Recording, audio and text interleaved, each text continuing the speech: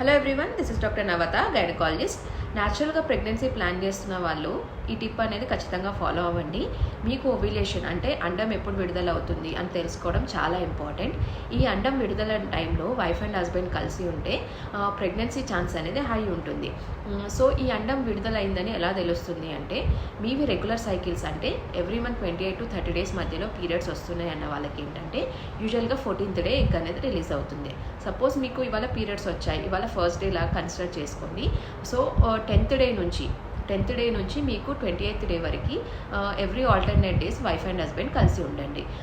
ఎందుకంటే బాడీలో మీకు ఈ ఎగ్ రిలీజ్ అయిన తర్వాత 24 hours ఉంటుంది. హస్బెండ్ యొక్క స్పర్మ్ అనేది 3 to 4 days ఉంటుంది.